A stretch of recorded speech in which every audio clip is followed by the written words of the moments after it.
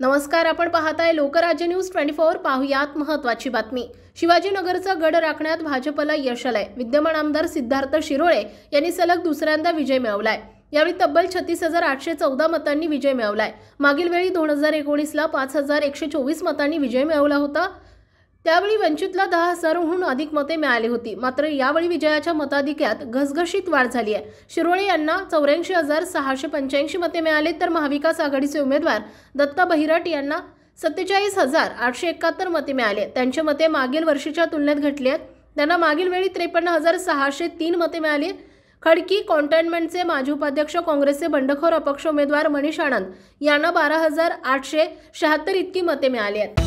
महाराष्ट्रातील महत्त्वाच्या आणि ताज्या बातम्या पाहण्यासाठी आजच आमच्या लोकराज्य न्यूज 24 न्यूज चॅनलला YouTube वर सबस्क्राइब करा आणि बेल आयकॉन प्रेस करा।